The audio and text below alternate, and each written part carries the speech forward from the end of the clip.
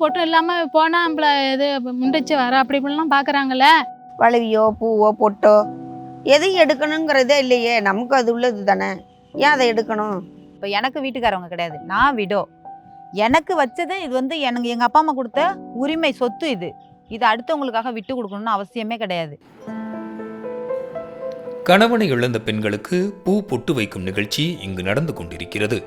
பார்க்கும் பலருக்கு இது வழக்கத்திற்கு மாறாக தெரிந்தாலும் கலங்கரை என்ற அமைப்பு கடந்த 20 ஆண்டுகளுக்கு மேலாக இந்த நடைமுறையை பின்பற்றி கைம்பெண்களிடம் ஒரு நம்பிக்கை கீற்றை விதைத்து வருகிறது.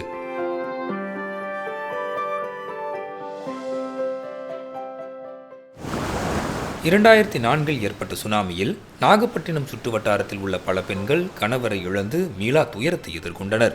அந்த கைம்பெண்களின் வலியை உணர்ந்து அவர்களின் உரிமையை மீட்க உருவாக்கப்பட்ட அமைப்புதான் கலங்கரை. கைம்பெண்களின் பொருளாதாரத்தை மட்டும் உயர்த்தாமல் கணவரை இழந்தால் பூ போட்டு வைக்கக்கூடாது என்ற பழங்கால வழக்கங்களை மாற்றி அவர்கள் நம்பிக்கையுடன் வாழ்க்கையை எதிர்கொள்ள பாதையையும் அமைத்து கொடுத்து வருகிறது இந்த அமைப்பு.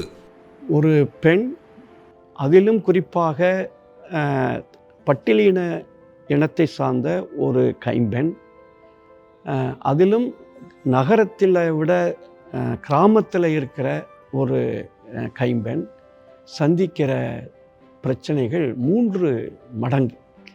இது மதத்தை, சமயத்தை கடந்து, சாதியை கடந்து, பொதுவாகவே எல்லா சமூகத்திலையும், எல்லா சாதியிலையும், எல்லா மதத்திலையும் கைம்பெண்கள் பாகுபாடு பார்க்கப்படுவதை நாங்கள் கண்கூடாக பார்க்குறோம்.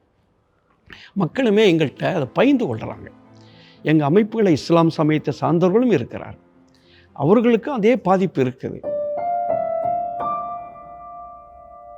வெளியில் போகும்போது எல்லாரும் பூவும் போட்டு வச்சுக்கும்போது நமக்கு மனசு கஷ்டமாக இருக்கும். நம்மளும் இப்படி ஐட்டமே, கடவுளை இப்படி நம்மளை இந்த வழிக்கு கொண்டு வந்துட்டு வீட்டுக்கிறவங்க இருந்தால் நம்மளும் இப்படி இருக்கலாமே எனக்கும் மனசுக்குள்ளே தோணி இருக்கும். ஆனால் வெளியில் சொல்ல மற்றவங்க தப்பாக நினச்சிக்கிறாங்களா என்னமான்னு அந்த இதுலேயும் ஒன்று.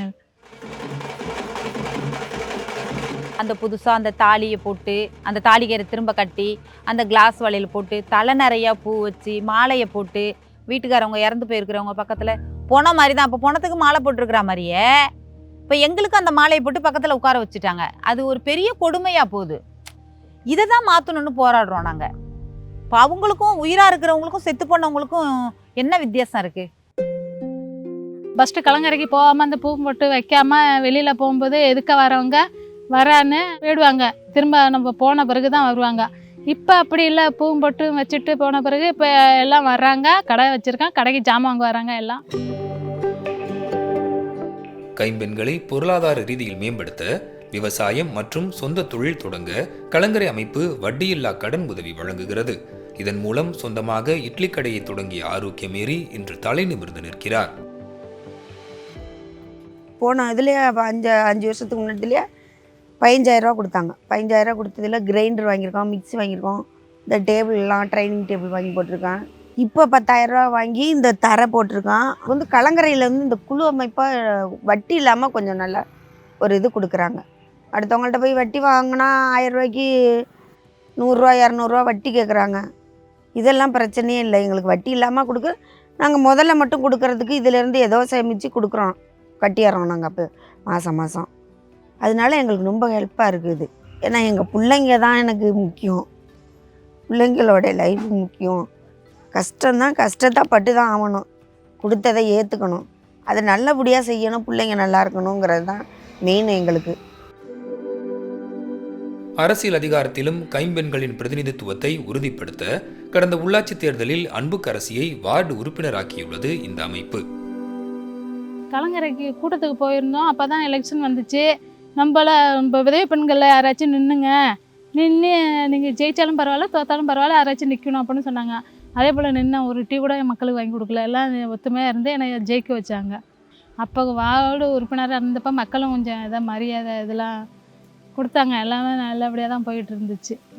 அதுலேருந்து நான் கலங்கரைக்கு போய் கலங்கரையை கொடுத்த ஊக்கத்தினால தான் நான் அந்த அளவுக்கு வந்திருக்கேன்.